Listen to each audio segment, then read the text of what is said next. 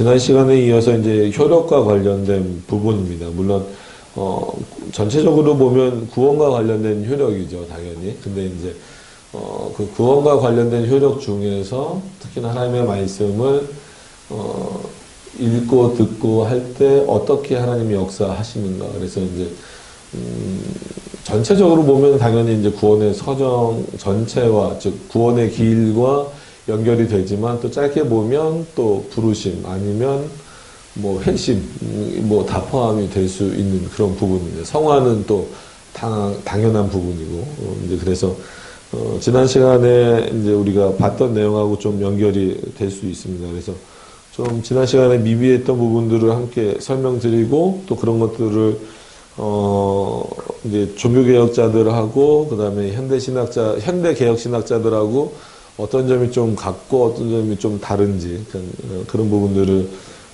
한번 좀 살펴봤으면 좋겠습니다. 일단 구신문은 그렇게 되어 있습니다. 하나님의 말씀을 어떻게 읽고 들어야, 그러니까는 어떻게, 그래서 이거는 물론 방법론적인 것 같아요. 그래서 이제 하우의 문제다라고 많이 생각을 하시기는 할 텐데, 물론 그게 없는 건 아니에요. 그래서 뭐 자세도 솔직히 중요하고, 그죠? 왜냐하면 하나님의 말씀이기 때문에 누가 보든 안 보든 간에 좀 뭐 그렇다고 꼭 뭐 무릎 꿇고 봐야 된다 뭐 이런 건 아니에요. 뭐 누워서 보실 수도 있고 뭐 어떻게 자유롭게 다 보실 수도 있지만, 그 마음의 자세가 하나님의 말씀이다라고 하는 것을 기억을 하시면서 보셔야 된다라고 하는 거죠. 그래서 말씀을 접근하는 그 의미 자체가 이미 좀 이것을 신뢰하고 정말 하나님의 말씀이다라는 그 신뢰감으로 접근하기보다도 어떤 하나의 문학작품, 아니면 여기서 내가 흠을 잡아버리라, 뭐 진짜 성경도 뭐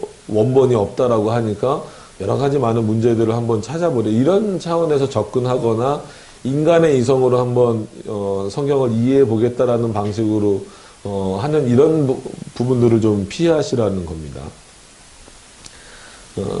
그래서 어떻게 읽고 들어야 효력이 되어 구원을 얻는 방도가 되는가. 그래서 늘 말씀드리지만 구원을 이룰 수 있는 방법은 아무것도 없어요. 그래서 우리가 아까 성찬을 하면서도 계속해서 말씀을 드리고, 또 이제 한번 좀 우리가 가지고 있는 그 영적 임재설이 어떤 것인가에 대해서 뭐 특강 비슷하게 좀 하려고 했는데, 이제 곧 다음 이제 91문부터가 이제 성례라는 거 전체, 세례와 이제 성만찬으로 이어지는 그런 내용들이 나오기 때문에 그때 그냥 이제 보도록 할 텐데, 그만큼 지금도 이 성찬식을 통하여서 다시 한 번 더 그리스도가 그 우리에게 주신 그 구원이 얼마나 큰가, 그리고 여전히 지금도 살아계셔서 늘 언제나 편재하시지만 이 성찬의 자리에 함께 또 임재하셔서 우리와 신비로운 연합을 하시는, 그리고 그 연합을 통하여서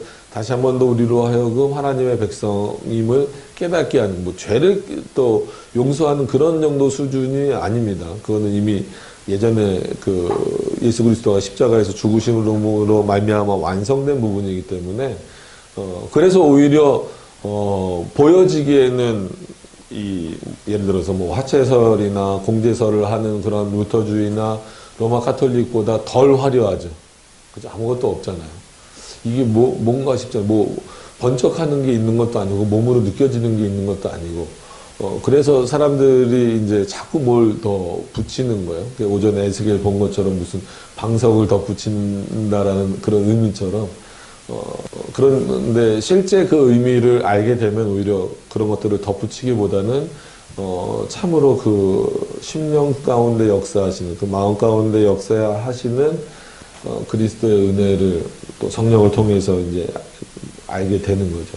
그런 차원에서 구원은 우리가 그리스도를 통해서 받았지만, 오히려 그 구원받았다라고 하는 것을 더 확인하고 어떤 그 성화의 길을 올바로 나가게끔 하는 그 길은 또 성경 이외에는 없다라는 거예요. 그러니까 예수 그리스도가 우리를 구원하셨다라는 것을 아는 것도, 믿는 것도 결국은 성경을 통해서 성령 하나님의 역사로 말미암아 되어지는 겁니다. 그러면 발음이 비슷비슷해서 뭐 다 아시는 내용이지만 써드리면 성령을 통해서, 그러니까 우리가 구원받았다라고 하는 것은 당연히 이제 예수 그리스도를 통해서잖아요. 예수 그리스도 이거 외에는 없단 말이에요. 예수 그리스도 외에는 없는데 그럼 이것을 어떻게 우리가 믿느냐? 믿음 이것을 어떻게 믿을 수 있느냐라고 했을 때는 성령께서 믿게 하신다라는 겁니다. 그래서 믿음을 뭐 그런 차원에서 성령의 선물이라고 표현하기도 하는데 그러면 이 선물을 어떻게 주시냐라고 했을 때는 들음에서 난다라고 했을 땐 결국은 하나님의 말씀을 통해서 주시겠다라는 거거든요. 그래서 그런 차원에서 이 구원받은 자들이 이 구원의 효력과 방도를 결국은 어떻게 알아야 되냐면 예수 그리스도를 믿는 것을 통해서 알아야 되는데 이 믿음은 성령께서 주시는데 그냥 가만히 눈을 감고 있는 상태에서 주어지는 게 아니라 이런 말씀을 듣고 배우고 읽고 하는 그런 과정에서 일어난다라는 거예요. 그러니까 이런 방법을 쓰신다라는 거죠. 하나님께서, 성령 하나님께서 이런 방법을 쓰셔서 우리가 예수 그리스도를 통해서 구원받았구나라고 하는 것을 결국은 성경을 통해서 우리가 확신하게 되는 그런 방식이다라는 거예요. 그러니까 설명하는 거죠. 이런 차원에서 이제 이 말씀을 읽을 때 우리가 어떤 효력을 얻느냐가 이제 지난 시간부터 이렇게 좀 이어지는 그런 내용입니다. 그래서 지난 시간에 89문에는 하나님의 말씀이 어떤 한마디로 효력이 있느냐라는 차원에서 이제 말씀을 읽는 것, 설교를 듣는 것, 그래서 우리를 성령께서 또 반성시키기도 하시고 회개하는 마음도 주시고 결국 그게 이제 믿음이 되어서 우리에게 거룩함과 위로를 더하셔서 구원, 즉 성화의 과정에 이르게 하신다. 그래서 너희가 구원을 이루라 이 얘기는 예수 그리스도 빼고 아니면 예수 그리스도 50 너희 공로 50 이런 차원이 아니라 그리스도를 믿는 자들이 실제 생활에서 어떤 삶을 사는 것이 구원받은 자답게 살아가는 것인가, 즉 점점 더 거룩해져 가는 것인가에 대해서 알려주고 있는 본문이 그런 빌립보서 본문이고 또 이런 신앙고백서의 내용이다라고 하는 것을 말씀을 드렸습니다. 오늘도 마찬가지예요. 조금 더 이제 구체적으로 들어오는 거죠. 그래서 하나님의 말씀을 어떻게 읽고 들어야 효력이 되어 구원을 얻는 방도가 되는가에 대해서 마치 좀 89문과 약간 겹치는 내용인 것 같지만 조금 더 자세하게 좀 들어온 겁니다. 그래서 일단 답을 보시면 하나님의 말씀이 우리로 하여금 구원을 얻게 하는 방도가 되게 하려면 마땅히 부지런함과 예비함과 기도함으로써, 그러니까 인간이 다 하는 것처럼 보면 근데 이런 것들을 하나님이 사용하시는 거예요. 인간의 의지를 사용하시는 거예요. 그래서 우리가 자유의지를 말할 때에도 자유의지는 오직 하나님께만 붙인다. 물론 웨스트민스터 신앙고백서에는 이제 자유의지라고 9장에 아예 그냥 딱 나오긴 하지만 그럼에도 불구하고 그 내용을 살펴보면 인간의 단독적인 의지, 그러니까 하나님으로부터 독립해서, 그러니까 인간의 의지를 부정하는 건 아니에요. 인간의 의지가 있다라고 하는 것을 부정하는 것은 아니란 말이에요. 이거는 분명히 기억을 하셔야 돼요. 이거를 부정해버리면 하나님이 역사하시는 통로가 없어지는 거예요. 그것이 아니라 이 인간이 하나님으로부터 첫째로 그냥 하나님으로부터입니다. 첫째로 독립적일 수 있냐. 잘 나오는 게 있었는데 이걸 것 같아요. 아까 여기다가도 물을 쏟았어. 이거네. 독립적일 수 있냐. 불가능하다라는 거죠. 두 번째로 하나님만큼 자유로울 수 있냐. 실제로 자유로울 수 있냐. 이게 불가능하다라는 겁니다. 왜냐하면 우리는 하나님으로부터 독립되어질 수 없는 존재고 또 하나님처럼 자유롭게 행하실 수 없는 그런 존재니까. 왜냐하면 하나님만이 유일한 원인자이시고 자신만이 원인이시기 때문에, 자신만이 근거이시기 때문에 그래요. 그러니까 그런 차원에서 이 인간의 의지를 부정하지는 않지만 하나님으로부터 독립적이지 않고 하나님만큼 자유롭지 못하기 때문에, 그리고 더욱이나 이 인간의 의지는 타락한 본성에 근거하고 있다라고 하는 거죠. 물론 예수 그리스도를 통해서 우리가 구원받았다 하고 받았고 아무리 중생되었다고 할지라도 여전히 그러한 타락된 본성에서는 그 본성이 남아 있기 때문에 결국은 루터는 노예의지라는 표현까지도 썼다라고까지 말씀을 드렸습니다. 그러니까 이런 차원이기 때문에 결국은 이 의지를 어디까지 적용시킬 수 있냐면 말씀을 듣고, 그러니까 읽고, 뭐 여기 이제 우리 소요리 문답의 순서대로 하면 읽고, 듣는. 여기 분명히 인간의 의지 사용돼요. 여러분들의 의지로 듣는 겁니다. 여러분들의 의지로 읽는 거고, 여러분들의 의지로 듣는 거예요. 그래서 의지를 갖고 하시라는 말씀을 계속 드리는 거예요. 열심을 강조하면 마치 장로교회는 열심을 강조하면 안 될 것처럼 보이는데, 아니, 그거는 오산이에요.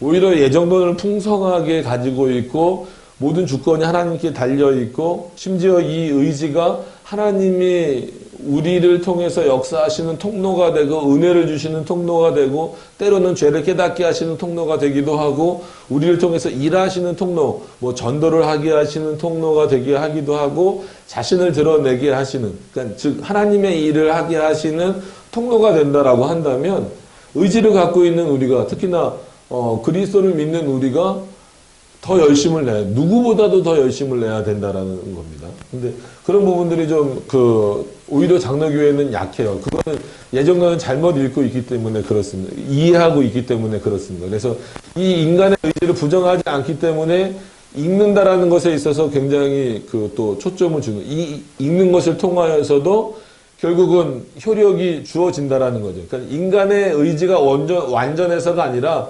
이 읽는 의지를 통해서 성령께서 역사하신다는 거예요. 그리고 듣는 것을 통하여서 성령께서 역사하신다는 거예요. 듣는 의지를 통하여서. 그럴 때 하나님이 뭐라고 표현하시냐면 그것이 효과적으로 효력 있게 나타난다라고 하는 겁니다. 그래서 그런 차원에서 부지런함과 예비함과 기도함으로써 생각하며 믿음과 사랑을 우리 마음에 두고 행실에 나타낼 것이다. 그래서 실제적으로 그리스도인이 될 거냐 아니면 디도서나 이런 데에서 나오는 말씀처럼 실천적인 거꾸로 내가 그리스도인이다라고 말하면서 실천적인 어떤 무신론자처럼 살아가게 될 것이냐. 그래서 디도서의 1장의 뒷부분을 보통 이제 신학자들이 무신론을 이제 말할 때 그 부분은 이제 그리스도인이면서도 그렇게 살지 않는다면 실천적으로 너의 삶을 통해서 볼 때는 전혀 그리스도인다운 모습, 즉 구원의 서정을 거쳐가는 모습이 보이지 않는다라는 어떤 그런 의미예요. 그래서 반대로 그러면은 내가 그리스도를 통하여 구원받았다라고 하는 것을 아는 사람들은 어떻게 해야 되느냐라고 했을 때에는 하나님의 말씀을 읽고 듣는 것을 통하여서 더 적극적으로 하나님의 일을 해나가면서 살아가야 된다라고 하는 거예요. 모든 그 중심을 어디다 두고 하나님께 두고. 근데 그게 그렇게 쉽지 않다라는 거죠. 왜냐하면 자꾸 이 인간의 본성적인 의지가 이 의지를 자꾸 앞서가려고 하니까 그래요. 그러니까 그것이 이제 어떻게 보면 이것을 좀 누르고 여기로 가려고 노력하고 힘쓰는 게 우리가 해야 될 일입니다. 그래서 그게 이제 개혁교회에서 해야 되는 일이고 그렇기 때문에 좀 어렵고 힘들다라는 표현을 쓰는 겁니다. 그래서 마땅히 부지런해야 되고, 근데 이건 말씀을 읽기 위해서도 부지런해야 되고 하나님의 말씀을 듣기 위해서도 부지런해야 됩니다. 그러니까 학생이 공부할 때 부지런해야 되는 것처럼 당연히 그리스도인이라면은 그래서 주일날을 잘 보내기 위해서 토요일날 좀 일찍 자라, 뭐 해라 이런 표현을 쓰는 이유도 거기 있는 거예요. 그 다음에 예비함과 늘 그 하나님의 말씀을 준비하는 모습들이 있어야죠. 그러니까 여러 가지 모습에서 준비가 되어져야 돼요. 그러니까 주일날도 그렇고 오늘 이제 우리가 성찬했으니까 성찬도 준비해야 되고 단순히 그냥 빵과 포도주를 갖다 놓는 이런 준비가 아니라 어떤 그런 신앙의 준비와 이런 모든 과정들이 다 있어야 되고 또 말씀을 들고 서야 되는 저의 입장에서는 당연히 그 말씀을 다시 한 번 더 보고 또 연구하고 기도하는 이런 모습들이 있어야 되는 겁니다. 마찬가지로 그럼 성도들도 그냥 와서 주보보고 오늘 본문이 이거네 이렇게 하시는 것이 아니라 미리 이렇게 확인하셔서 그 말씀을 이렇게 미리 보고 또 보고 그래서 이 목사가 이대로 설교하나 판단하시라는 얘기가 아니라 오히려 한 번 더 이렇게 확인하는 그런 차원에서의 은혜를 함께 나누는 거죠. 그리고 기도함으로써 기도가 은혜의 수단 교회 지난번에 은혜의 수단 말씀드렸을 때 한 번 더 설명을 드릴게요. 그때 이제 조금 더 세분화해서 설명을 이제 드리지 못한 것 같아서 은혜의 수단. 그러니까 교회의 표지이면서 교회의 또 은혜의 수단. 일단 여기는 말씀이죠. 그 다음에 성례가 있고 보통 표지에는 권징도 넣는데 원래는 맨 처음 표지도 두 가지였어요. 근데 권징도 나중에 이제 뭐 칼빈이가 따라 붙은 거고 여기다가 이제 청교도들은 다 기도도 넣어버렸어요. 근데 은혜의 수단은 말씀하고 또 성례죠. 이것만 오다가 청교도들이 뭐 권징의 은혜의 수단은 아니니까 뭐 아니라고 할 수는 없지만 보여지는 상태에서는 아니니까 그 다음에 이제 기도가 추가되는 이런 방식입니다. 그러니까 이런 어떤 내용들이 우리들의 삶에서 실제적으로 실천되기 위해서는 앞에서 계속해서 이 말씀이 중심으로 나오는 교회 표지를 말할 때도 올바른 하나님의 말씀, 은혜의 수단을 말할 때도 올바른 하나님의 말씀. 즉, 우리가 하나님을 통해서 은혜를 받을 수 있는 수단은 하나님의 말씀이 최우선적이에요. 근데 의외로 요즘에는 이 부분이 자꾸 삭제되기도 하고 축소되고 그러니까 로마 카톨릭 같은 경우가 어떻게 보면은 우리의 입장에서 보면은 교회가 아니다라고 자꾸 말하는 이유는 거기는 어떻게 보면 말씀이 없잖아요. 이런 말씀이 없어요. 요즘에 오히려 우리를 자꾸 따라해서 거꾸로 우리를 따라해서 그 신부들이 이렇게 뭐 합니까? 설교하고 그러죠. 예전에는 안 했어요. 그냥 라틴어 성경 쭉 읽어주고 바로 이 성례전으로 들어갔잖아요. 그 사람들이 하는. 그래서 이게 원래 없단 말이에요. 그러니까 그런 차원에서 우리랑 교회 표지가 다르고 은혜의 수단도 마찬가지예요. 그 말씀이 없어요. 근데 우리는 이거는 뭐 보이는 말씀이라고 말씀을 드렸습니다. 지난번에. 그러니까 계속해서 말씀을 드릴 거고. 그렇기 때문에 이 말씀에 대한 중요성이 강조될 수밖에 없어요. 그럼 왜 그럴까요? 당연한 거죠. 교회는 누가 세우신 거예요? 물론 예수 그리스도가 머리가 되셨지만 삼위일체 하나님이 세우신 거란 말이에요. 그러면 반석특립교회라고 해서 제가 세운 게 아니에요. 김병석 목사가 세운 게 아닙니다. 그래서 어느 교단에 속해 있고 뭐 이런 게 좋아요. 독립교단보다도 그냥 내 마음대로 세우는 이런 거보다도 교단을 통해서 노예를 통해서 허락을 받고 이런 어떤 그런 과정들을 쭉 통해서 교회가 세워지는 그런 모습이 그래서 교회 정치가 참 중요한 부분이거든요. 그래서 그냥 내 마음대로 막 서로 안수 주고 막 목사 되고 막 그런 데도 많대요. 근데 그렇게 해갖고는 하나님의 말씀이 제대로 이런 내용으로서 선포되어지고 이런 내용으로서 이해되어지지 않겠죠.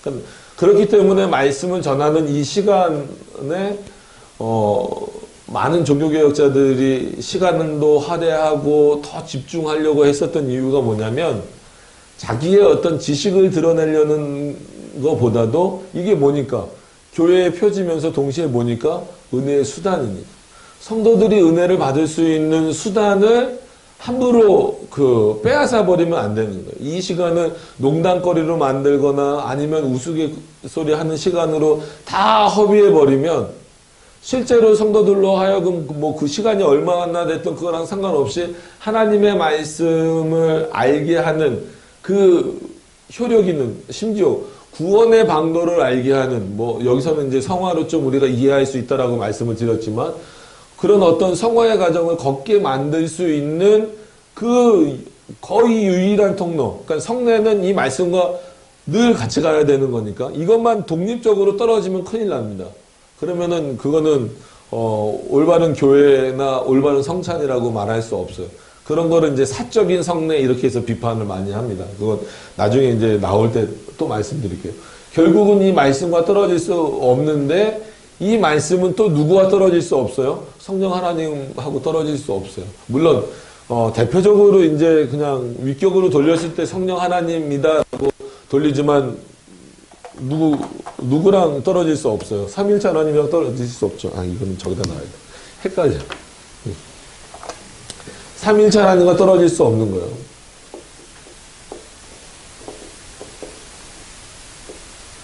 그래서 성령 하나님이라는 표현도 좋지만 삼일체 하나님 이것을 꼭 기억을 하셔야 돼요. 삼일체 하나님과 떨어질 수 없는 거예요.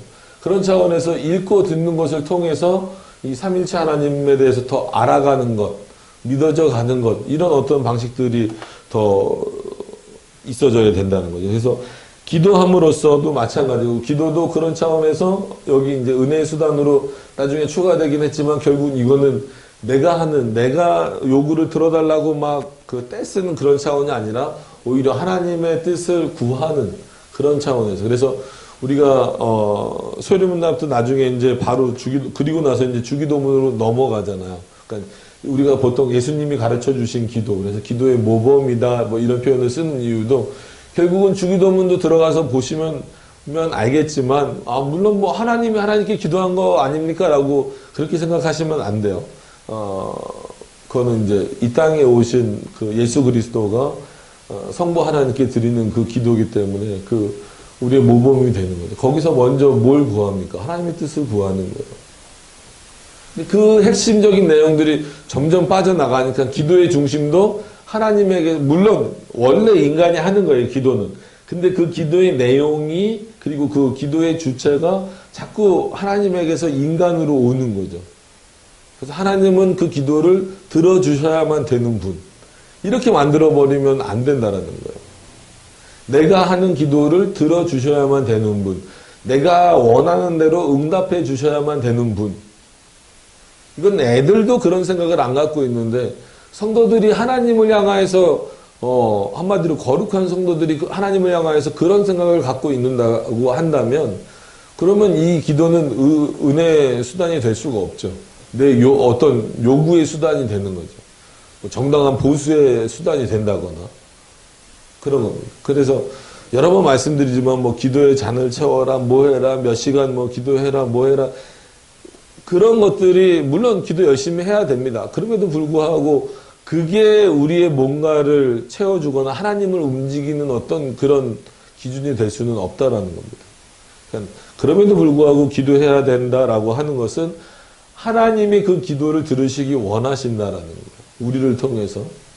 그럼 어떤 기도를 듣기 원하시느냐를 분명히 여러분들이 인식을 하셔야 되는 거예요. 그래서 생각하면 믿음과 사랑을 우리 마음에 두고 행실에 나타낼 것이다 라고 하는 거죠. 그래서 이 부분, 이렇게, 그러니까 우리의 부지런함에도 뭐가 있어야 돼요? 하나님의 말씀을 읽고 듣는 부분이 있어야 되고, 예비함에도 하나님의 말씀을 읽고 듣는 부분이 있어야 되고, 기도하는 부분에 있어서도 하나님의 말씀을 읽고 듣는 그런 부분이 있어야 된다라는 거예요. 그래서 이런 것을 이제 보통 표현할 때 이렇게 하나님의 말씀을 의지해서 하나님의 말씀을 통하여 효력을 얻고 하나님의 말씀대로 살려고 노력하고 우리의 사고도 그렇게 흘러간다라고 하는 것을 많이 들어보신 분들은 많이 들어보셨을 거고, 아닌 분들은 안 들어보셨을 텐데, 못 들어보신 분들은 적어 놓으시고, 안 들어보신 분들은, 많이 들어보신 분들은 다시 한 번 더 확인하시면 됩니다. 이런 그 사고를 그건 신학교회 1학년 때 무조건 장로교단이라면 배우는 거예요. 배워야 되고, 알아야 되는 거예요. 계시, 의존. 뭐, 사고 그래도 되고, 사색 그래도 됩니다. 사색 아니면 뭐, 사고, 생각 그러면, 생각은 왜냐면 좀, 너무 좀 이렇게, 단어가 이렇게 좀 그렇게 보이니까. 그래서 보통 계시, 의존, 사색 이렇게 표현을 하죠. 그러니까 이제, 뭔가 같이 고민하고 어떤 답을 찾을 때에도 결국은 계시 하나님의 계신 말씀을 근거해서 이게 최대한이란다. 아주 최고의 기초가 돼서 사색해야 되는. 그러니까 우리의 사색을 어디에다가 의존해야 되냐면 계시에다가만 의존하라는 거예요. 그러니까 이게 오직 성경과 그 다음에 전체 성경의 개념이죠. 오직 성경과 전체 성경의 개념에서 이게 필요한 두 개 다 계시니까 이 계시는 삼일체 하나님에 대한 계시고 당연히 성령께서 이것을 우리에게 효력 있게 나타내신다라고 하는 거죠. 그런 차원에서 우리의 사고가 우리의 생각이 다른 곳으로 가지 않게 다른 곳으로 가서 엉뚱하게 하나님을 생각하거나 하나님을 오해하거나 심지어 하나님을 외면하거나 버리게 되는 일이 없기 위해서는 우리의 사고를 어디에 의존시켜야 되냐면 계시에다가만 의존시켜야 된다라는 거예요. 그랬을 때 오히려 이 문자주의자들은 어디를 파고드냐면 또 이 부분을 파고드는 거예요. 그래 니네들 입으로 계시 의존 사색이라고 말하면서 왜 이런 교리를 드러내느냐. 뭐 카테키즘이 됐던 크레도가 됐던 그 한번 구별을 한번 해보세요. 도그마는 뭔 것 같아요? 도그마라는 의미는 원래 도그마는 그 철학적 용어로 뭡니까? 법이에요, 법. 그러니까 어떤 법, 하나님의 말씀, 법 이런 카테키즘이란 거는 뭔가를 이렇게 규정짓는 어떤 물론 고백의 의미도 있지만 그다음에 크레도는 말 그대로 나는 이렇게 믿겠다라는 어떤 그런 내용이고 컨페션은 말 그대로 고백의 의미가 담겨져 있는 거죠. 그러니까 그런 게 이제 다 합쳐져서 이제 보통 교리라고 이제 불러지는 차원이죠. 그러니까 여기에 의존 한 사람들이 왜 거기에 매달려 있냐라고 그래서 너희들은 왜 도그마에 빠져 있느냐 이런 얘기를 예전에 많이 듣기도 하고 그랬어요.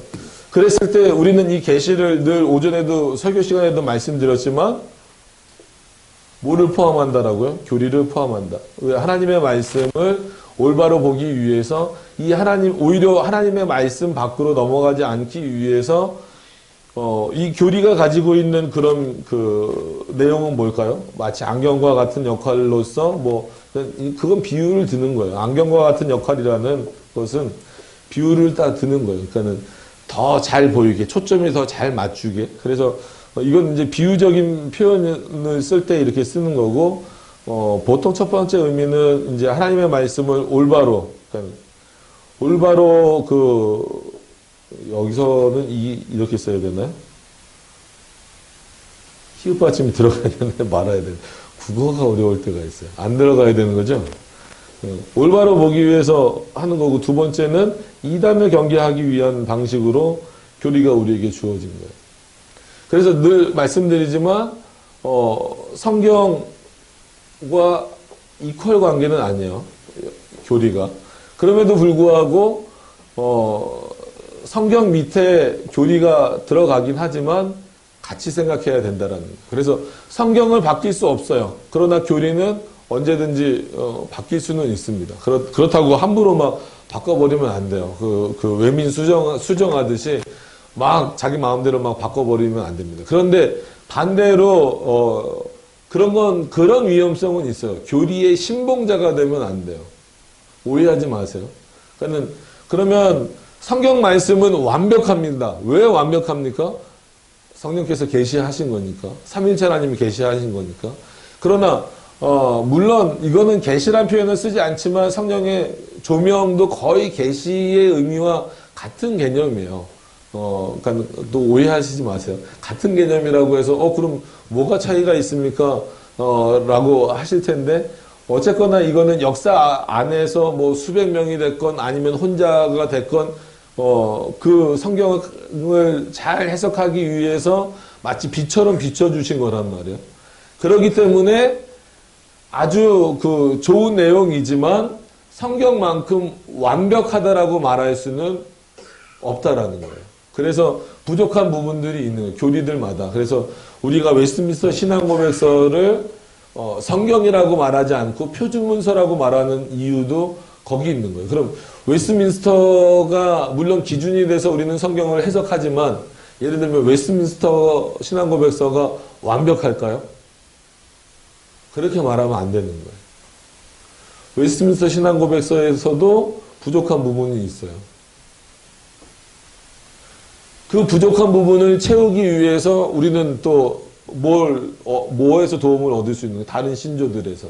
다른 개혁주의 신조들에서 뭐 도르트 신조라든지 하이델베르그라든지 그럼 꼭 반대로 하이델베르그도 그렇고 도르트 신조도 그렇고 약점이라든지 부족한 부분들이 있단 말이에요. 그러니까 그거는 상호 보완적인 관계로 가지고 있으면서 왜 그렇게 가지고 있어야 되냐면 성경을 가장 바르게 보기 위해서. 그래서 이 성경도 누가 주신 거고 삼일체 하나님께서 주신 거고 교리도 누가 주신 거다? 삼일체 하나님께서 주신 거다라는 거예요. 뭘 바로 보게 하기 위해서? 성경을 바로 보게 하기 위해서. 그러기 위해서는 그렇기 때문에 교리에 대해서 강조를 자꾸 하는 이유가 뭐냐면 이 교리가 틀려지면 성경을 바로 못 보는 거예요. 그러니까 성경이 제일 중요하긴 한데 성경을 인간이 바로 들어가서 볼 수가 없어요. 주로 우리가 그 예를 들 때 큐티나 이런 거를 예를 들 때도 여기서 만약에 성경을 어떤 본문을 가지고 해석을 해보시라고 하면 아마 여기 지금 열 몇 명 앉아 있는데 열 몇 명 전부 다 다르게 나올 거예요. 자기가 알고 있는 지식 또 배경, 살아온 내용들 뭐 이런 거에 따라서 또 신앙의 어떤 그 깊이의 차이에 따라서 또 표현하는 그 언어나 어휘력 뭐 이런 거에 따라서 전부 다 다르게 나올 수밖에 없어요. 그러면 늘 말씀드리지만 성경은 쓰는 자가 중요한 겁니까? 읽는 자가 중요한 겁니까? 쓰는 자가 중요한 거예요.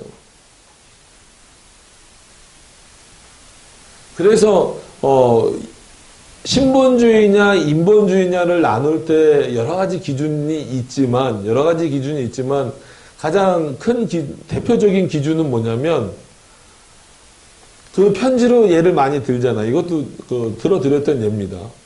편지로 할 때 제가 누구에게 여러분들에게 만약에 편지를 썼다고 해요.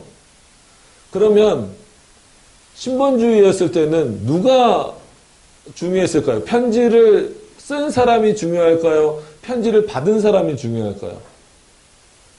편지를 쓴 사람의 의도가 중요하다라고 여기는 게 신본주의 시대예요. 근데 지금은 그럼 이 편지를 성경이라고 해봅시다. 지금은 어떤 시대예요? 편지를 준 사람보다 편지를 받고 읽은 사람의 의도가 중요하다라고 생각하는 거예요. 그러니까 쓴 사람의 의도는 없어지고 나는 이렇게 그러니까 쓴 사람이 예를 들어서 이제 예를 든 거니까 편지를 받은 사람이 그걸 이렇게 써서 난 이렇게 이해가 되는데 했을 때 쓴 사람이 난 그런 의도로 쓴 게 아니라 이런 의도로 쓴 거야 라고 했을 때 쓴 사람이 계속해서 우기는 거야. 난 그렇게 안 보여. 나는 이렇게 쓴 걸로 보이는데 이게 한마디로 뭐예요? 쓴 사람 중심이 아니라 읽는 사람 중심이 돼버린 거예요. 그러니까 이거를 이제 역사 안에서 나눠보면은 이게 인본주의화 됐다는 거예요. 뭐 대표적으로 르네상스를 기준으로 해서. 근데 인간은 서로 편지를 예를 들어서 주고받을 때 그럴 수 있어요. 싸울 수 있어요. 그거 갖고. 그죠? 나는 이런 의도로 썼다. 근데 읽는 사람은 나는 이런 의도로 읽힌다. 이렇게 서로 싸울 수 있어요. 왜? 같은 위치에 있는 인간이니까. 근데 하나님은 어떤 분이에요? 하나님은 우리랑 본질적으로 다른 분이란 말이에요. 하나님은 우리랑 본질적으로 다른 분이기 때문에 하나님이 우리에게 성경을 주셨을 때에는 여러 인물들을 통해서 성경을 쓰게 하셔서 자신이 모으게 하셔서 그래서 성경이 우리에게 어떻게 주어졌느냐 라고 했을 때에도 우리는 성경의 자체 가신성, 성경은 저자이신 성령께서 스스로 지키셔서 우리에게 주신 것이다. 교회에게 주신 것이다. 그래서 성경은 성경 스스로가 스스로 지켜졌다라는 표현을 쓰는 이유가 거기 있는 거예요. 그렇기 때문에 성경은 누가 중요한 거예요? 읽는 여러분들이 중요한 게 아니라 쓴 하나님이 중요하신 거예요. 왜?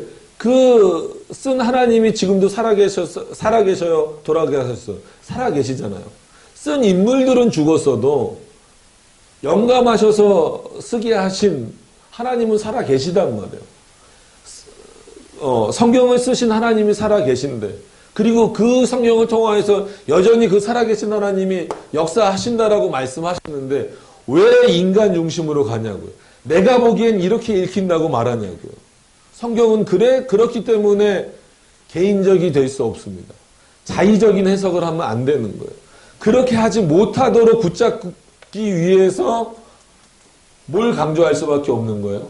교리를 강조할 수밖에 없는 거예요. 해석하는 틀을 강조할 수밖에 없는 거예요. 그죠?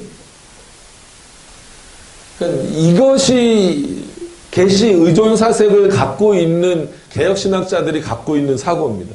오히려 뭘 더 확고히 하기 위해서 하나님의 말씀인 계시를 더 우리에게 확고히 하기 위해서는 개인적인 사고로는 다 달라질 수밖에 없어요. 그래서 하나의 틀을 갖자라고 말하는 게 교리입니다.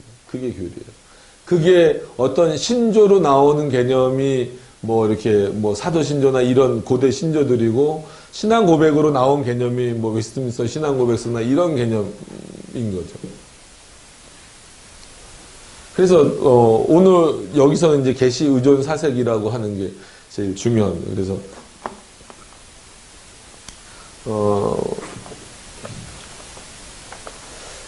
지난 시간에 질문을 하나 하신 게 있어서, 그러니까 이런 것도 같이 고민을 해봐야 되는 거예요.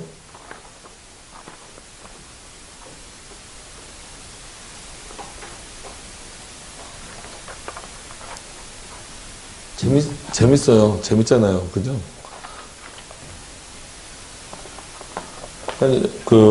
요거는 이제 한번 그냥 보여드리고 넘어갈게요. 제임스 우서라는 사람이 삼일체대에서 박스 안에 넣어놓은 거예요. 아드제 입사부터 해서, 아드제 입사는 하나님 그 자체로 라는 거예요. 그러니까는,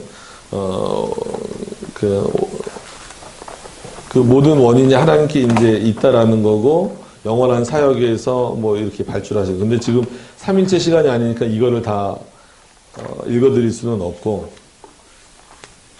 지난 시간에 이제 요거 이제 라틴어로 되어 있는 겁니다. 그래서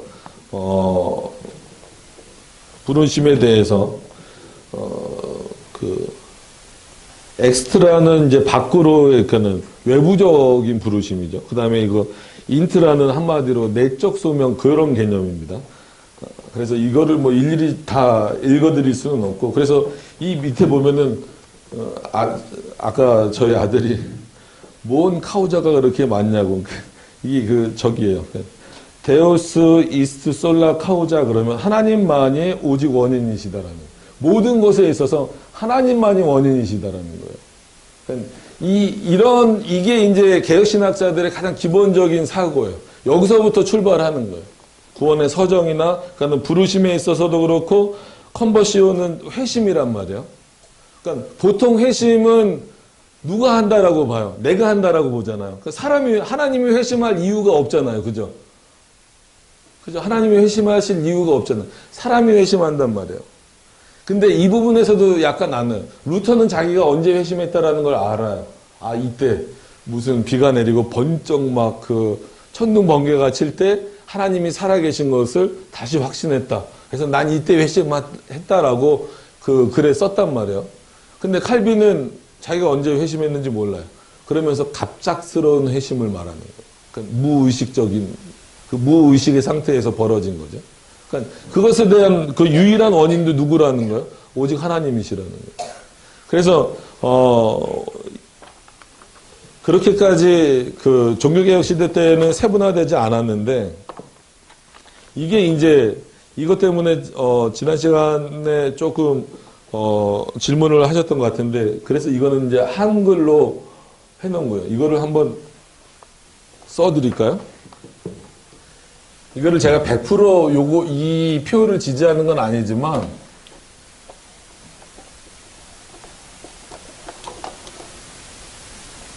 미리 복사를 해서 좀 나눠드릴 걸 그랬네요.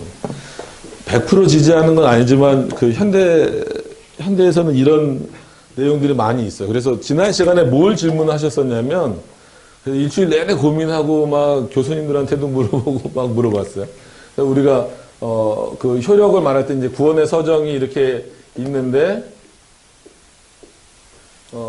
이때 효력을 그 말씀을 통하여서 이제 효력이 이제 미쳐서 성화의 과정을 걷는데, 보통 유아 때 죽은 아이들이나 아니면 아주 그 좀 정신지체, 근데 아주 좀 심한 사람들, 그래서 일상적인 어떤 대화나 이런 것도 하기 힘든 사람들, 그 다음에 아주 인종이 가까워서 이제 예수 그리스도를 영접하게 되는 그런 택자들, 다 택자입니다. 그래서 기본적으로, 그거를 좀 제가 빼먹었어요. 뭐가 있어야 되냐면, 모든 택자들에게는 써드릴게요, 그냥. 걔는, 뭐가 적용된다? 구원의 서정이 적용된다.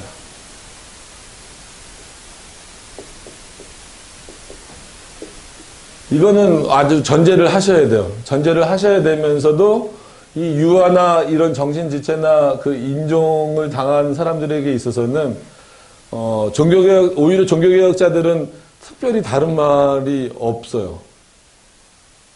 그런데도 약간 좀 구별될 수 있는 표현은 이제 그런 표현을 쓰죠. 그러면 어떻게 구원받았느냐? 논리적인 순서니까 시간적인 순서가 아닙니다. 그러니까 시간적인 순서로 우리가 한번 해보세요. 소명.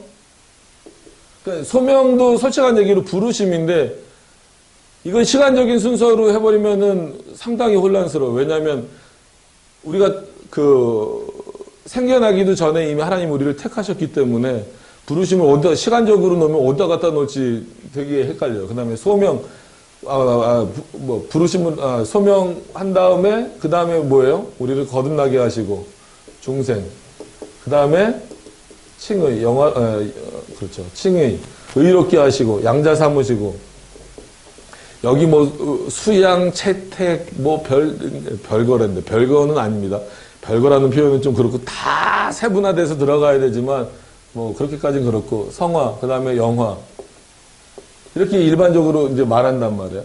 그러니까 이건 논리적 순서이기 때문에, 그리고 모든 택자들에게는 구원의 서정이 동일하게 적용된다라는 의미가 있기 때문에, 유아 때 죽었던, 심지어 태어나지 않았더라도 여러분 태아에게도 불쌍하니까 태아는 다 천국 간다 이렇게 생각하시면 안 됩니다.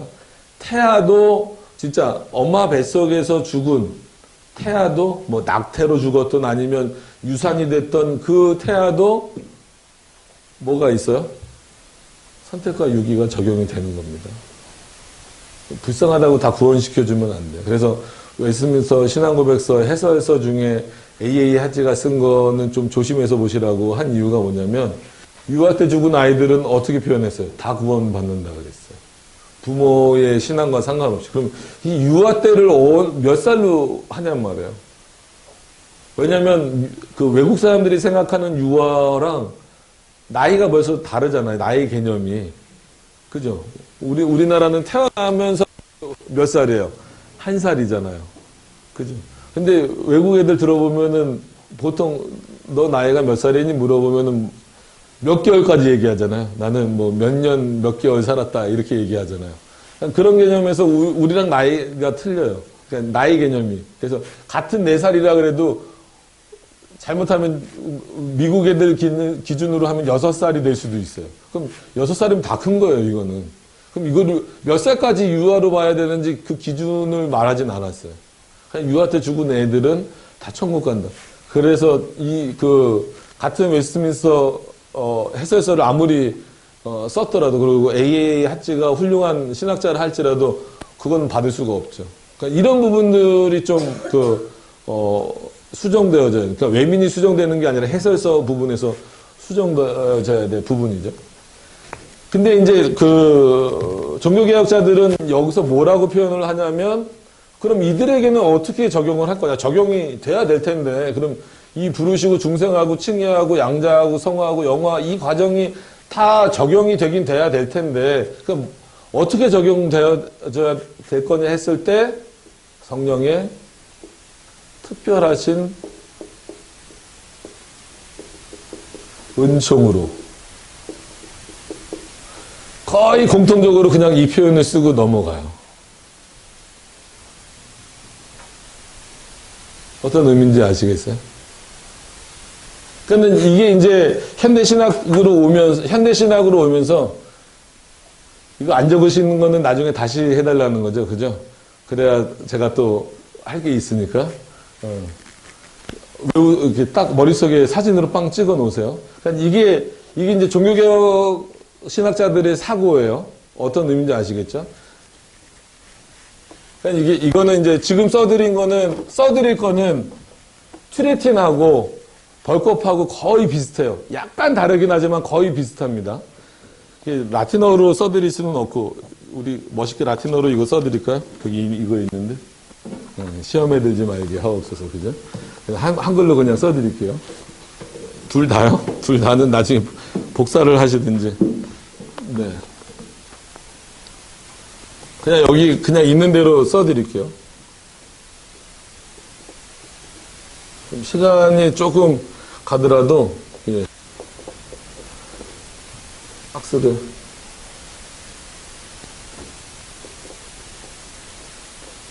그냥 한글로 해석하면 이렇게 단어가 멋없어져요. 한글을 무시하는 건 아니고요.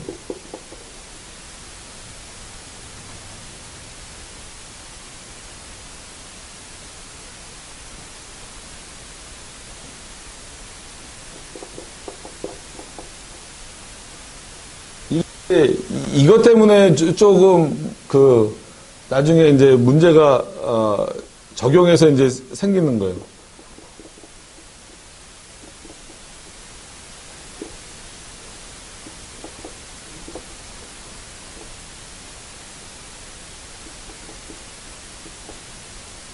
유효적 소명.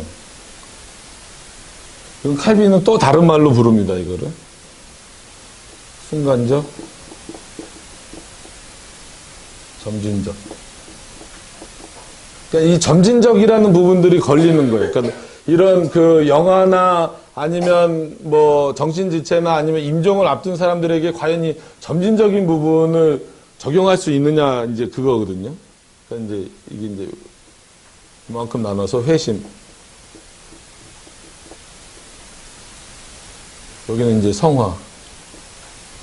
현대신학자들로 오면서 아무리 구원의 서정이라 할지라도 이 점진적으로 일어나는 부분들은 거기에 그 대상에게는 적용할 수 없다라고 말을 하기 시작을 하는 거예요. 그러니까 논리적으로 더 파고 들어가니까 이런 사고가 지금 나오는 거거든요. 그러니까 아까 써드렸던 것처럼 종교개혁자들 뭐 칼빈도 그렇고 어거스틴도 그렇고 성령 하나님의 특별하신 역사로 적용된다. 그렇게 표현한 거하고 오히려 이게 더 세분화돼서 이걸 더 발전이라고 보는 분들도 있어요. 어떤 의미인지 아시겠죠? 근데 여기를 이제 또 이렇게 나눠서 회계, 그다음에 부정적. 이거는 부정적이라고 해서 어떤 단순한 네거티브가 아니라 그러니까 회계라는 차원에서 이렇게 쓰는 겁니다. 믿음, 긍정적. 그 다음에 다시 밖에서예요. 제가 몸이 커서 제 뒷모습만 보이죠? 좀 기다리세요. 영원한 칭의. 이게 아브람 카이퍼의 내용이 여기 벌콥의 내용에도 좀 들어와 있어서 그래요.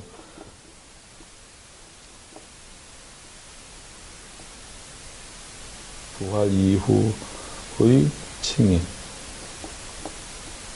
이거 나눠서 써야 돼.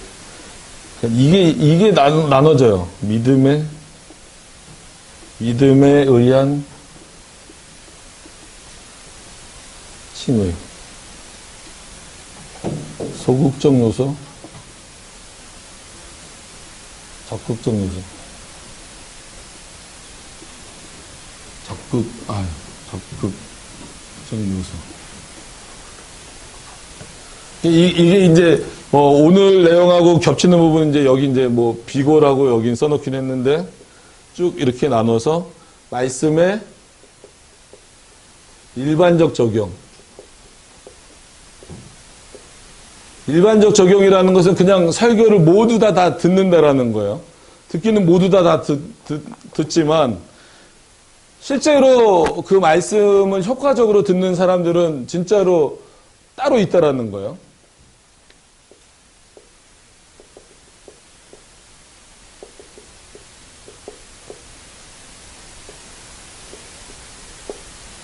원래 이거 다 외워야 되는데 외워야 시험 보고 막 그러는 건데 근데 또 17세기 입장에서는 굳이 이걸 또 다 외워야 될 필요는 없는데 이제 현대 개혁 신학에서는 거의 이제 이런 차원. 이게 이제 그 아까 그 요 뒤에 나와 있는 거대로 보이시라고 제가 이러고 있는 거예요. 이거 보시라고.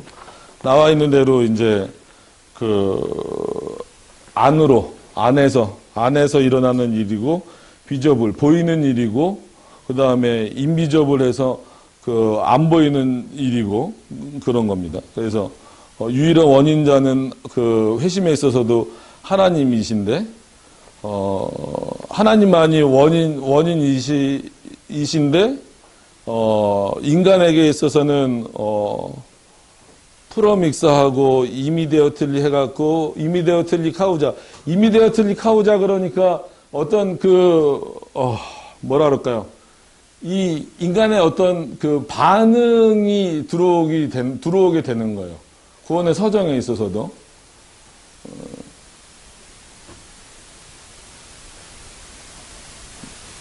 뭐 하나 싶으신 생각을 가지시면 안 돼요. 나름 그래서 그러니까 요거만 이제 라틴은 나중에 하고 요거만 이제 보시면 소명 하나만 이렇게 그러니까는 보카치오라는 단어 하나만 가지고도 구원의 서정을 이렇게 이해를 할 때 어떻게 이해를 하냐면 외적인 소명은 일반적이라는 거예요. 이게 한글로 해석하면 밖에서 이렇게 좀 그러잖아요. 엑스트라 딱 그러면 멋있는데, 그죠? 저만 그런가요? 그러니까 밖에서입니다. 밖에서 볼 때는 외적 소명. 그러니까 이 외적 소명은 진짜 모두 다 들을 수 있는 거예요. 그러니까 우리나라 사람들 중에서 진짜 예수 그리스도 모르는 사람 없는 것처럼 예수라는 이름을 안 들어본 사람은 아마 대한민국 사람이 없을 거예요. 그죠? 왜냐면 기본적으로 뭐 성탄절이니 부활절이니 이런 거 다 아니까. 그리고 우리가 뭐 이제 부처를 못 들어본 적이 없는 것처럼 그래서 그거를 말씀의 일반적인 적용이라고 보통 표현을 해요. 그래서 이것의 일반적인 적용에서 얼마든지 지식을 쌓을 수 있어요. 그래서 자유주의 신학자들은 오히려 냉정하게 우리는 구별을 해서 그 사람들이 아무리 성경 원어를 잘하고 뭐 지식으로 충만하더라도 물트만처럼 성경의 비신화와 이런 거 하고 그러면 그 사람은 어디에만 머물러 있다라고 보는 거예요? 외적 소명에만 머물러 있다라고 보는 거예요. 그런 차원에서 우리가 더 낫다라고 자부심을 가지셔도 된다라고 말씀드리는 이유가 우리는 그런 사람들보다 보여지는 지식에 있어서는 부족하다 할지라도 성령께서 뭐 여기서 지금 성령이라는 표현을 직접 쓰지 않았지만 성령께서 이 유효적인 소명 이게 이제 그 성령 주로 이제 위격상으로 성령에게 돌리는 방식이거든요. 이것을 통하여서 그 우리로 하여금 깨닫게 하시는 어떤 그런 그리고 믿게 하시는 내용들이 있기 때문에 그런 차원에서 이 밑에를 말씀의 효과적인 적용이라고 했어요. 근데 중요한 건 뭐냐면 이건 안에서 그래서 인트로 안에서 일어나는 거예요. 우리 안에서 일어나는 거. 그래서 같은 하나님의 말씀을 들었어도 그래서 뭐 좀 진짜 어디 갔어요? 아주 노골적인 예를 듭시다. 100명이 예배를 드렸어요. 100명이 예배를 드렸어도 그러면은 이 100명은 예를 들면 이 100명은 어떤 소명 안에 있는 거예요? 외적 소명 안에 있다는 거예요. 전부 다가. 100명 전부 다가. 어떤 의미인지 아시겠죠? 근데 실제로 이 안에서 변화를 일으키는 내적 소명을 받는 자는 당연히 택자겠죠. 택자들로 제한되고 몇 명일지 모르는 거예요. 그거 우리가 어떻게 알아요? 모르는 거예요. 이런 부분들이 이제 어려운 거죠. 그러니까 여기서는 중생을 무의식으로 나눠버렸어요. 그러니까 이거는 잘 나눈 것 같아요. 언제 중생 받은지 아십니까? 이거 알면 잘못하면 구원파 되는 거예요. 그래서 예정론을 잘못 이해하면 구원파 된다라고 계속 얘기하는 이유가 나 언제 중생 받았다? 이거 얘기하면은 언제 중생 받았는지 아세요? 저도 잘 몰라요. 그러니까 혹시 알 수도 있다라고 표현을 하기도 하는데 아까 루터처럼 뭐 이렇게 진짜 루터는 벼락 치는 거 보고 하나님이 계시다는 걸 알았대요. 근데 그거는 자기가 그때 인식을 한 거지, 인식을 하고 중생이라고 표현을 한 거지, 그때 됐다라고 확실하게 표현할 수는 없어요. 근데 웨슬레 같은 경우도 어떻게 보면은 그래서 감리교는 굉장히 조심해야 되는 부분이 있어요. 웨슬레는 분명히 뭐라고 말해요? 너가 언제 중생됐는지 알아야 된다는 거예요. 알 수 있다라고까지 말하는 거예요. 그러니까 오히려 중생 다음에 유효적 소명이 있어요. 유효적 소명이 있고 순간적으로 회심이 일어나서 회개를 하게 만들고 또 우리에게 믿음을 주시고 점진적으로는 성화의 과정. 이거는 이제 의식의 과정에서 우리가 의식할 수 있다라는 거예요. 아, 하나님이 우리를 부르셨구나. 중생 이후에 하나님이 나를 부르셨구나라고 하는 것을 인식하신다. 그러니까 논리적이니까 오히려 구원의 서정에서는 소명이 앞에 오잖아요. 소명 다음이 중생이잖아요. 근데 이 부분에 있어서는 뒤를 바꿔놓은 거예요. 바꿔놔서 무의식 상태에서는 중생이 일어나지만 의식 상태에서는 소명은 결국은 의식 상태에서 일어나야 된다라는 게 트리튼하고 벌코프의 생각이란 말이에요. 그러니까 이 생각이 바빙크까지도 그러니까 바빙크에서부터 이제 내려오는 거죠. 근데 오히려 그 칼빈이나 이런 사람들은 이런 것들을 이렇게 나누지 않고 몰라서 안 나누는 게 아니라 이것보다도 아까 그 대상들에게 있어서는 이런 거 다 필요 없이 성령의 특별하신 은총으로 이것과 같은 효과들이 그들에게 다 일어난다는 거예요. 근데 오히려 후대 사람들인 그 사람들은 아니다라는 거죠. 분명히 이런 인간이 반응해야 되는 부분들. 그래서 여기 보세요. 밖에서 또 보면은 영원한 칭의. 이거는 약간 아브라함 카이퍼의 영향이죠. 이거는 잘못 말하면 큰일 난다라고. 그러니까 영원 전에, 그러니까 창조가 되기도 전에 우리는 이미 칭의받았다라는 표현을 아브라함 카이퍼가 쓰거든요. 근데 그거는 조금이 아니라 좀 많이 위험한 표현이에요. 함부로 그렇게 쓰면 안 됩니다. 어떤 의미인지 아시겠죠? 그리스도의 부활 이후의 칭의. 그러니까 이것도 오해하시면 큰일 나요. 그러면 그리스도의 부활 이전의 칭의는 달라요? 근데 신기하게 벌컥만 하더라도 약간 다르다라고 표현을 해요. 그게 코키우스 영향이에요. 그러니까 왜 그 17세기 신학자 중에서 다 그 개혁 신학자라고 안 부르고 코키우스 대표적으로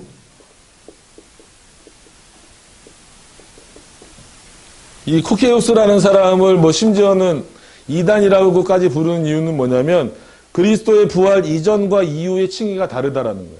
즉 구약의 칭의와 신약의 칭의가 다르다라는 거죠.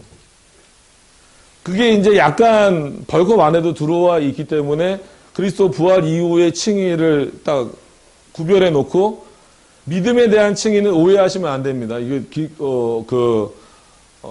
요즘에 유행하고 있는 바울의 세관점과 같은 그런 두 번 칭의를 말하는 게 아니에요. 이거는 이제 그 믿음에 의해서 성화의 과정을 다시 한 번 더 그 칭의라는 표현 안에서 justification 안에서 다 한 거예요. 여기 이제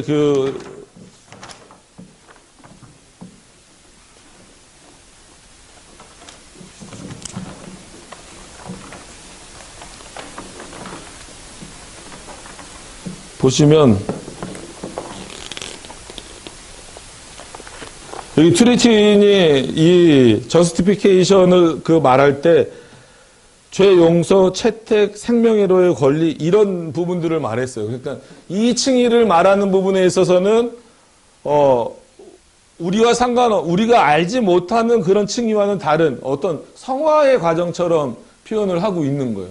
그러니까 용어 자체를. 그러니까는 칼빈도 칭의나 그 다음에 sanctification이나 그러니까는 sanctification이 이제 성화거든요.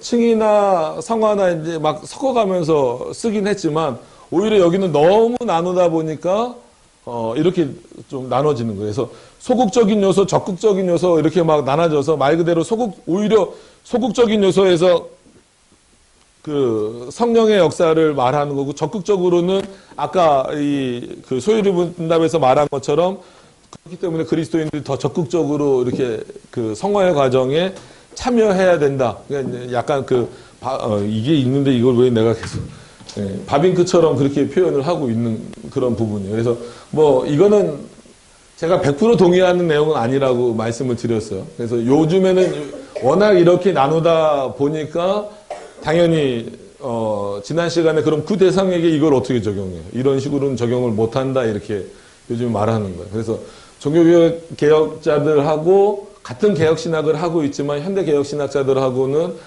이런 차원에서 사고가 달라지는 거예요. 그래서 종교개혁자들은 구원의 그 서정은 모든 택자들에게 동일하게 적용되지만 그러면 진짜 유아 때 죽은 아이들에게는 어떻게 적용할 거냐 했을 때에는 구원의 서정이란 말은 안 썼어요. 안 쓰긴 했지만 성령의 특별하신 은혜로, 은혜로, 그거는 이제 단어를 좀 해석하기 나름이죠.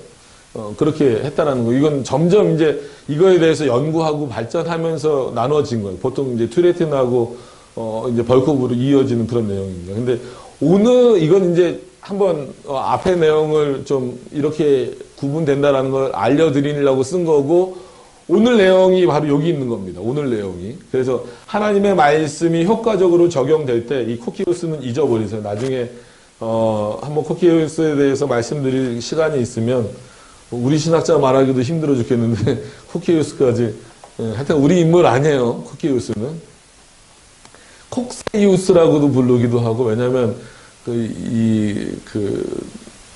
외국어 발음이라 읽는 것 따라서 사람들이 좀 달라요. 그래서 말 그대로 이 외적 소명에는 누구나 다 들어갈 수 있지만 이게 아닌데 어디서 자꾸 이게 바뀌었나? 외적 소명에는 진짜 누구나 다 지금 다 떨어졌나 봐요. 이게 이거가. 네. 되네. 일반적인 적용에서는 외적 소명에서는 다 들어갑니다. 다 들어가지만 말씀의 효과적인 적용에 있어서는 당연히 택자들에게만 적용이 되죠.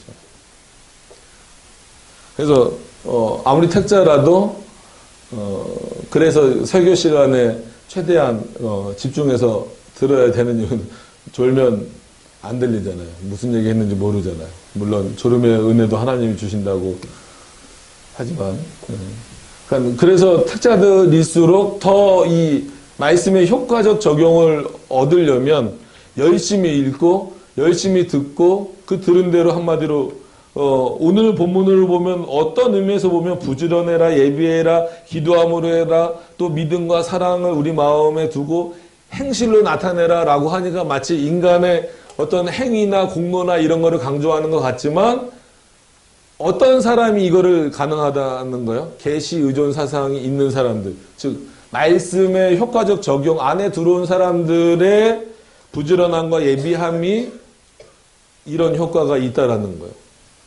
그런 차원에서 우리는 성령의 도우심을 간구할 수밖에 없고 성령 하나님의 그 은혜를 간구할 수밖에 없는 차원입니다.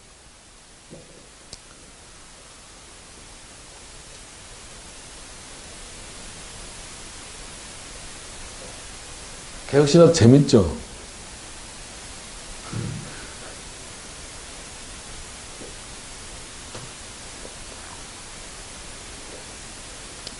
공부를 해보시면은, 그러니까 공부를 쭉 해보시면 알지만 개혁신학이 참 재밌어요. 하면 할수록 재밌어요. 재미로 하는 건 절대 아니지만 그래도 그건 재밌어요. 그래서 이거는 이제 너무 나눠진 거고 이렇게까지 굳이 나눌 필요는 없어요. 근데 요즘 현대신학자들은 이 흐름을 좀 타고 있어서 여기서 그러니까 김세형 박사가 이걸 모르기 때문에 나가는 거 아니에요. 요걸 아니까 삐끗 나가는 거예요. 삐끗 잘못 나가면 그런 세관점, 자기가 톱라이트 비판하면서 결국은 똑같은 얘기 하고 있는 거예요. 그럴 수밖에 없는 게 여기서 용어에서 그냥 조금씩 빗나가기 때문에 그래요. 아브라함 카이퍼도 이거는 솔직한 얘기로 실수인지 뭐 의도적인지 모르겠지만 영원전칭이 이렇게 말하면 좀 영원전칭이란 표현을 직접 여기서 쓰지는 않았지만 이거는 뭐 카이퍼의 얘기가 아니니까 이런 부분에서 칭의가 이렇게 막 세분화되는 거잖아요. 더 세분화되거든요. 근데 뭐 그렇게까지는 지금 아직 들어갈 수 없는 상황이어서 근데 요거 뭐 이거는 그냥 이렇다 치더라도 오늘 요 내용만 오늘 적용되는 내용이 요 내용이니까 지난 시간에 우리가 언급했던 게 요거고 요것만이라도 잘 기억을 하셔서 이렇기 때문에 우리는 이 외적 소명 가운데 있으면 우리는 동시입니다. 우리는 내적 소명에 있으니까 외적 소명에 없구나. 그러면은 목사가 필요 없는 거예요. 말 그대로. 예배도 필요 없는 거고. 그냥 내가 성경 읽으면 되고, 내가 뭐 하면 내가 한마디로 그 책 찾아보면 되는 거예요. 그런 방식으로 두지 않으셨어요. 외적 소명을 통해서 내적 소명이 일어나도록 하시는 방식이에요. 그래서, 함께 모여서 예배 드리게 하시고, 또 교회를 세워나가게 하시는 그런 의미가 있는 거예요. 그래서 여러 번 이제 교회론 가서 말씀을 드리겠지만 여러 번 그 용어를 쓸 때도 에클레시아가 어떤 의미일까요? 보통 에클레시아 그러면 우린 교회 이렇게 쓰잖아요. 근데 헬라어의 에클레시아는 원 뜻은 뭐냐면 함께 부르다예요. 노래 부른다는 얘기가 아닙니다. 시장통에서 예를 들어서 어이 누구누구야 라고 부르는 의미예요. 그래서 함께 불러서 그렇게 모으셨다라는 의미예요. 그래서 이제 특히나 김영규 교수님의 그 교회론 시작 부분에 보면 그래서 처치라든지 에클레시아라든지 독일어로 하면 키르케입니다. 키르케라든지 이런 용어 자체로 교회를 정의할 수 없다. 라고 하면서 진정한 교회는 승리의 교회, 그리고 이 땅에서 전투하는 교회. 그리고 더 핵심적인 거는 뭐냐면 택자들의 모임이다. 나중에 교회론 가서 한번, 이런 거는 그냥, 이제 개혁신학을 하시면은 툭 치면 그냥 나와야 돼요. 툭 치면 욕이 나오면 안 되고, 툭 치면 착착착착 나오셔야 돼요. 그러니까 이것도 예전에 한참 할 땐 다 외워서 썼던 건데, 이젠 저도 안 보다가 또 보니까 이제 보면서 쓸 수밖에 없었는데, 근데 이건 굳이 보면서 쓸 필요는 없어요. 요 내용을, 오늘 내용이니까 잘 기억을 하셔서, 자, 마무리하도록 하겠습니다. 그래서 오늘 말씀을 어떻게 어떻게 읽어야 되겠어요? 그러니까 한마디로 계시 의존 사색, 성령의 도우심을 의지해서 읽으셔야 됩니다. 내 판단과 내 이해력을 성경을 읽으려고 하고 접근했다가는 성경 믿을 수 있는 거 아무것도 없어요. 예수님이 바다 위를 걸으셨다, 홍해를 건넜다, 홍해가 갈라졌다, 그걸 어떻게 믿어요? 그게 인간의 이성으로 믿어지는 겁니까? 거의 불가능한 일이죠. 성령께서 돕지 않으시면, 성령께서 지워졌지만 여러분들의 의지를 사용하시지 않으면, 의지를 사용해서 이 믿음의 부분, 어쨌거나 뭐 나눠진 걸로 설명을 해드리면, 긍정적 부분에서 이 믿음을 선물로 주시지 않으면 믿어질 수가 없는 부분이에요. 그런 차원에서 이런 구원의 효력들이 여러분들 안에서 발휘될 수 있도록 더 열심히 겸비하셔서 하나님 앞에 더 열심히 부지런하게 그 말씀을 읽고 듣는데 힘쓰시고 또 기도하시고 그러셔야 돼요. 기도 안 하시면 안 됩니다. 당연히 기도하셔야 돼요. 또 믿음과 사랑은 당연히 하나님이 우리에게 주신 만큼 우리도 베풀어야죠. 그래서 그리스도인들 늘 베풀면서 살아야 됩니다. 그래서 그런 마음을 가지고 결국은 행위를 안 보시는 거 아니에요. 하나님이 우리 행위를 보십니다. 행위를 안 보신다는 거, 우리 구원 받았으니까 뭐 막 살아도 돼 이런 차원으로 가면 초반에 말씀드린 대로 디도서처럼 실천적 무신론이 되는 거예요. 정말 우리의 행위가 그래서 더 중요한 거예요. 오히려 예정론을 갖고 있기 때문에 더 중요한 겁니다. 그것을 이 내적 소명이 어떻게 잘 적용되느냐는 결국은 그가 어떤 삶을 살아가느냐에 있어서 나타나는 거기 때문에 그리스도인답게 살아나가는 그런 모습들이 보여지는 그 사람들을 우리가 택자라고 인정하는 것처럼 그런 어떤 이런 내용들이 있습니다. 그래서 빠르게 한번 정리를 해드렸는데 뭐 앞으로 이런 내용들 할 게 너무 많아요.